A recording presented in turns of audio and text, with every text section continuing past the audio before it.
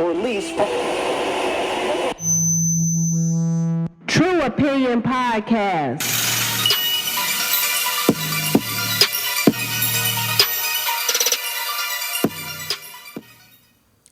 Welcome to the second episode of the True Opinion Podcast. I'm your host, Adontaus, and today somebody is going to be mad. Hell, I'm mad because today we are talking about child support. Yes, child support. Those two words that piss people the fuck off because it's such an emotional topic. You know, it involves your kid that you love, your money that you love, and your ex that you most likely hate. So, okay, I'm going to try to be fair. I'm going to call it straight down the middle and address the issue from both sides as best I can.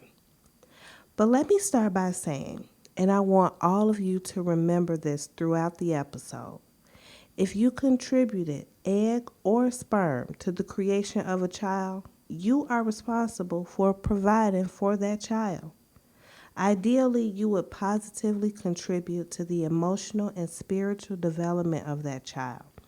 You would teach them what they need to know to become productive members of society and just all around good people. You would spend quality time with them and develop their consciousness. You would teach them about the world and help them carve out their unique place in it. If you cannot do these things, or if you don't want to do these things, and that is a topic for another show, you are at least financially responsible. If parents decide to end their relationship, they need to have an honest conversation about how they are going to proceed in raising the child together. The best way to avoid the negativity that can accompany child support court is to avoid ending up there in the first place. It's always better to try to work out issues of support and visitation outside of course. This is, of course, contingent upon both parties acting like they have some damn sense. But seriously, if there is domestic abuse, threats, stalking, if one party presents a threat to the safety of the other, then it's best to seek an order of protection or to get law enforcement involved and just go through the proper judicial channels to determine child support and issues of visitation. Because let's remember, people, safety first. Safety first. In a situation where safety isn't an issue and just pride and immaturity are in control, you'll find that going to court is costly. It can cost thousands and even up to tens of thousands of dollars to settle these matters. You have court fees, attorney fees. The kids may need their own attorney that the parents will have to pay for. If a home study and psychological evaluation is needed, the cost of those fall upon the parents. Going to court is time consuming. Court hours correspond with regular business hours, Monday through Friday, which means while you are at court spending money, you are at work making money. And going to court can be humiliating. You stand in a room full of other people and have a stranger dictate terms to you in regards to your child. The fact is, you are giving up some of your parental control when you decide to involve the courts in decisions that you should be mature enough to decide amongst yourselves. So, everybody, take a deep breath. Get out of your feelings. Stop being mad over the dumb shit y'all did to each other in the relationship. Stay off your ex's social media pages lurking like a creep. Stop talking to your hater-ass friends and nosy family members and put your pride to the side and do what is best for the kid. If you find yourself in a situation where a trip to family court is inevitable, remember a few things. First, show up. If you don't show up, the judge could just enter a default order against you, which, who knows how much the judge can say you'll be paying every month for child support. So it's best to just go and speak up for yourself. If you can, get an attorney. Save for minor traffic violations, I personally feel like you should not enter into any court proceedings without legal representation. If you could not afford an attorney, try to consult with legal aid, talk to people that have been through the process, and at the very least, just Google some shit so you'll know what to expect. Bone up on the laws of child support in Illinois. If your ex is being represented by someone from the state's attorney office, they're going to try to bury your ass. So if you can afford counsel, get it. Comply with all orders. At your first court appearance, the judge will most likely set a temporary child support order. That is, if there's no dispute as to the paternity of the child in question. And then set a new court date at which time you'll present documentation of your income and maybe a permanent order will be entered into the record. It is important that you comply with all orders in their totality. Everything the judge tells you to do, you have to do it. Pay the money, because if you don't, the judge will be pissed and you're going to look like an asshole. In Illinois, where I am, non-payment of child support can demolish your life. It will ruin your credit. Your driver's license could get suspended. You could end up in jail, and ain't nobody got time for that shit. If you hold any licenses or certifications from the state for work, you're not going to be able to renew them or even receive initial licensure if you have outstanding child support debt. Your state and your federal tax return could be intercepted to use to pay down your debt. So paying is not only best for your child, but it's also best for you. Now, let's get into the fun, messy shit. Let's talk about some of the stuff that's said about child support.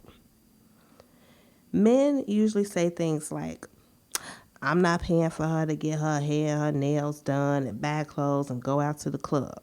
Or stuff like, I want to see receipts for what she buys to make sure she's spending the money on the kid. Or there's the ever popular, I'm just going to buy clothes and shoes myself and keep the receipts. Listen, dude, all of this is idiocy. First, when you created a family and then left that family, for whatever reason, you lost the right to dictate how money is being spent. If the mother has been taking care of the child the whole time before you started making child support payments, what makes you think she is going to stop doing that when she gets some money from you? All of a sudden, the child is going to be naked and hungry, and she's going to be rocking Brazilian deep wave and carrying Gucci bags. Like, come on, be serious. Getting an additional check doesn't stop a mom from being a mom. Taking care of her child will continue to be her priority. And if you see her and she's looking extra fly, well, maybe she just actually got to spend some of her own money on herself for a change because you are finally kicking in some help. And you want receipts from her, or you want to buy clothes and shoes yourself and keep your own receipts for those things as proof that you're providing support. Hello, kids need much more than that. So instead of asking for receipts, why don't you ask what your outstanding bill is? Because if you had an itemized list of your child's expenses every month, you would see that your contribution most likely doesn't cover 50% of those costs. So get the fuck out of here with that bullshit and call it what it is. You don't want to pay, so you making shit up. But here's the thing, you aren't punishing your ex by doing this. You're taking away financial resources from your child. Another thing men say, she, referring to the mom, makes enough. She don't need my money. What she makes ain't your damn business. And the money isn't for her, it is for your kid. So even if she can provide support without your help, that does not mean she should have to. It's just not fair. Even if she tells you she doesn't want or need your money, you should still set up a savings account with your child's name on it, contribute money to it on a consistent basis. Then when your child turns 16 and wants a car, or 18 and is getting ready to go off to college, here you come swooping in with thousands of dollars for them, and you look like a damn hero. And if she ever changes her mind and decides to take you to court, you have an account set up. That's a paper trail. You can show that even though you may not have been providing direct support as per your conversation with the mom, you have at least been thinking of the child and putting some money away. It'll probably go a long way with not making you look like an asshole in front of the judge. So, let's talk about another category of men. We're just going to go through this real quick. Men who work a job until child support catches up with them and then they quit, you're trash.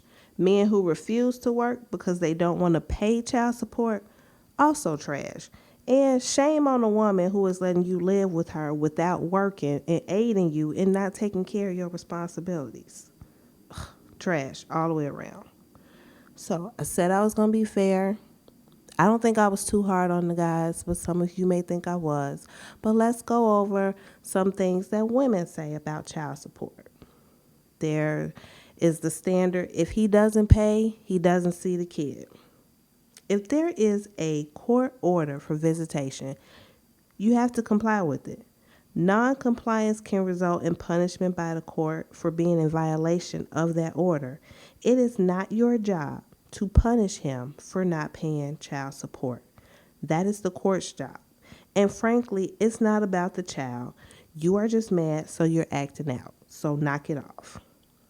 Oh, he over there playing stepdaddy. His ass is about to pay. All right. Should he be providing for the child he created? Yes, he should be. Is it right that he is spending time with other kids and not his own? No, that's not cool.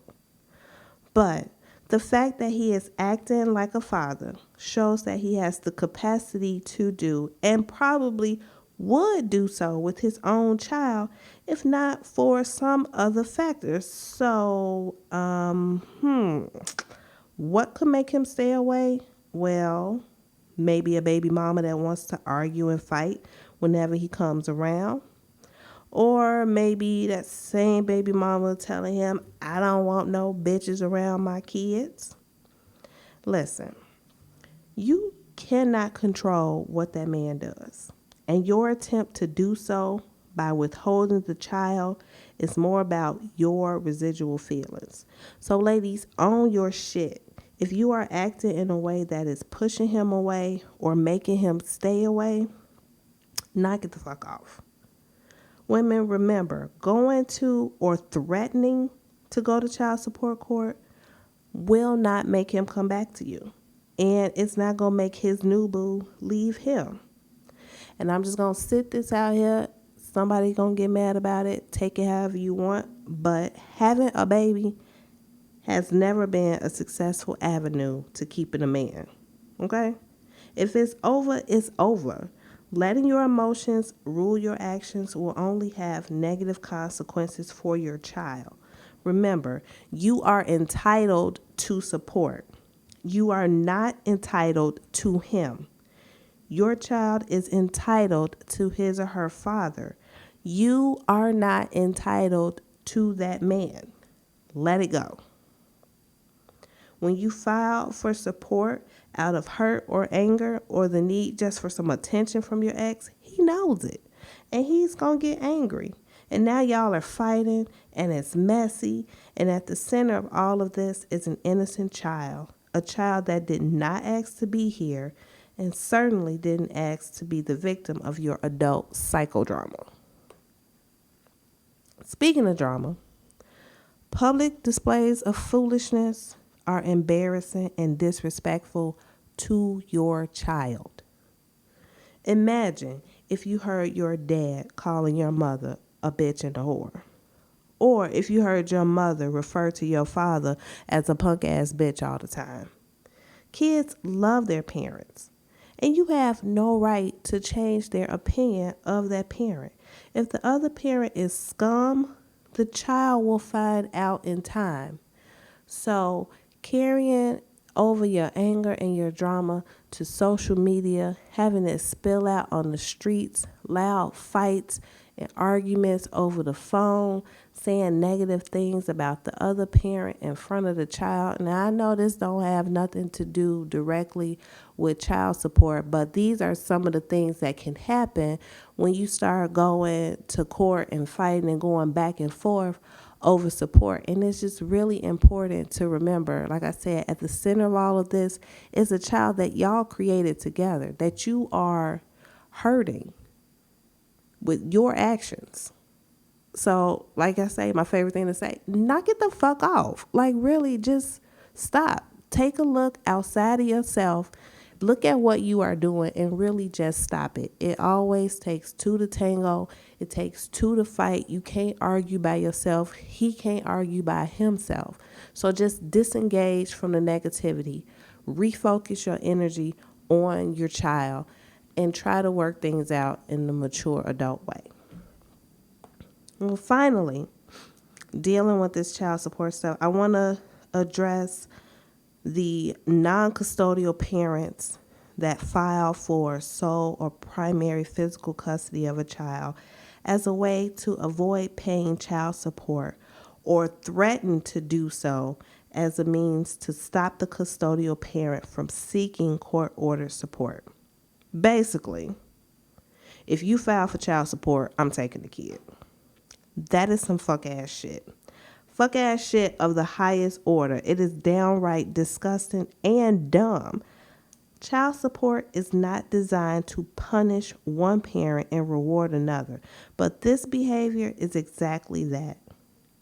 If you truly just believe the child will be better off with you than with the other parent, talk to the other parent or provide the support that will help give the child the kind of lifestyle that you envision for him or her.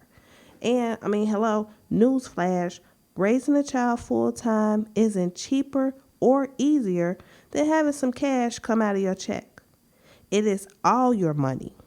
It is all your time. It is 100% of your energy. And you may be thinking when you're filing those papers, well, it's much cheaper. How much do it take to raise a child? Damn it, it takes a lot. Daycare, if you have a little one, at least $150 a week. And I think that may be on the cheaper side. If you have a school-aged child, then you probably going to need before and after care, which you have to pay for. Healthcare costs. In addition to what comes out of your check for healthcare, you have to pay co-pays, doctor bills, dentist bills. After fooling around with kids and all their shenanigans, jumping off of shit and accidents and whatnot, you can end up with thousands of dollars of hospitals and doctor bills. Extracurricular activities cost money. Dance lessons, clubs, sports, additional tutoring.